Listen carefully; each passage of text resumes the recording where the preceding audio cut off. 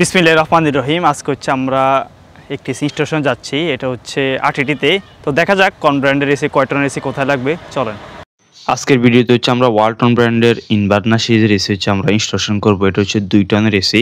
তো সর্বপ্রথম হচ্ছে আমরা ইনডোর এবং আউটডোর হচ্ছে আনবক্সিং করে নেবো। ইনডোর আউটডোর আনবক্সিং করার পর ইনডোর ইউনিটের যে লুক আপনারা দেখতে পাচ্ছেন, ইনডোর ইউনিট হচ্ছে সম্পূর্ণ হচ্ছে হোয়াইট কালার এবং আউটডোর যে ইউনিট সেটা হচ্ছে সম্পূর্ণ হচ্ছে হোয়াইট কালার।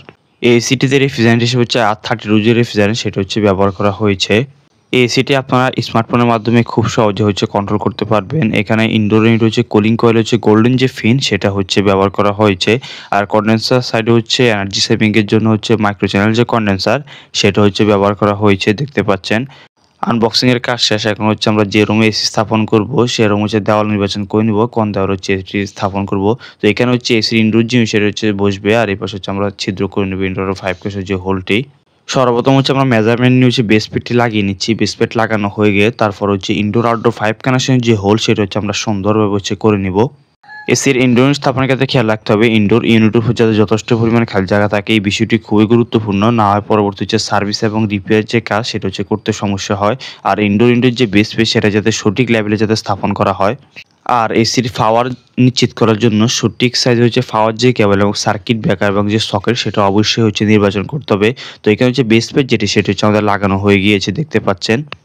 বেস প্লেট লাগানোর কাজ শেষ এবং হোল করার যে কাজ সেটি শেষ। এখন হচ্ছে আমরা ইনডোর যে ইউনিট সেটা হচ্ছে আমরা সেট করে নেব। ইনডোর সেট করা হয়ে গেলে তারপর হচ্ছে আমরা আউটডোরে গিয়ে হচ্ছে আউটডোর যে ইউনিট সেটা স্থাপনের যে কাজ সেটা হচ্ছে করব। এসির আউটডোর যে সেটা হচ্ছে আমরা ছাদের উপর হচ্ছে স্থাপন করে নিব। তো এখানে সার্ভিস যে 5 ইনডোর সাইড হচ্ছে আমাদের কানেকশনের কাজ শেষ। এখন হচ্ছে আউটডোর সাইড হচ্ছে আমরা সুন্দরভাবে হচ্ছে র্যাফিং করে নিচ্ছি। তারপর হচ্ছে আউটডোর যে সেটা স্থাপন করে নিব এবং সার্ভিস যে 5 সেটা হচ্ছে আমরা সুন্দরভাবে হচ্ছে আমরা কানেকশন করে নিব। সার্ভিস যে 5 সেটা হচ্ছে আমরা কানেকশন করে নিয়েছি। এখন হচ্ছে আউটডোর যে ইউনিট সেটা কানেকশনের যে কাজ সেটা হচ্ছে করতে হবে। তো ওইখানে হচ্ছে অনেক সুন্দর সুন্দর কাঁঠাল দেখতে পাচ্ছেন, জ্যাকফ্রুট। আউটডোর যে ইউনিট সেটা হচ্ছে আমরা ছাদের সাথে হচ্ছে রয়্যাল বলি হচ্ছে ফিক্সড করে দিয়ে, আর হচ্ছে কমিউনিকেশন যে কেবল সেটা হচ্ছে কানেকশন করা হচ্ছে কাজ বাকি রয়েছে। সার্ভিস যে 5 সেটা হচ্ছে আমরা কানেকশন করে নিয়েছি, দেখতে পাচ্ছেন।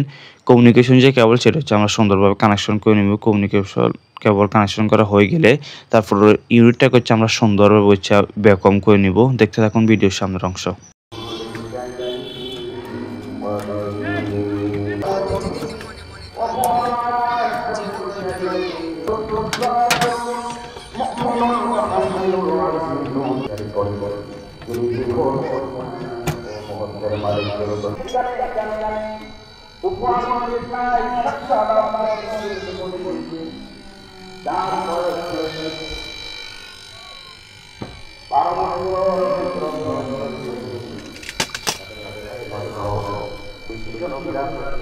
সব মিলিয়ে হচ্ছে আউটডোর সাইডে হচ্ছে আমাদের আউটডোর যে সেটা স্থাপন হচ্ছে কাজ শেষ, দেখতে পাচ্ছেন।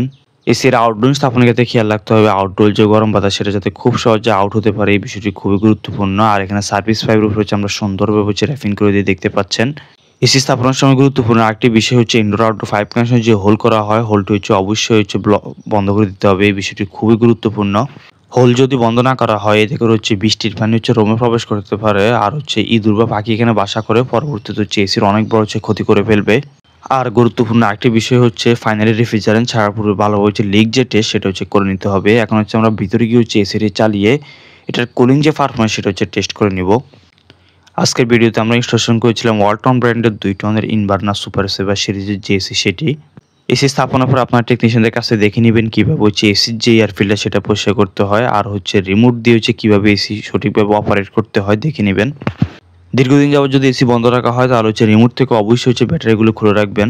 এই ছিল আমাদের আজকের ভিডিও। দেখা হবে নতুন কোনো ভিডিওতে। ভালো থাকবেন। আল্লাহ হাফেজ।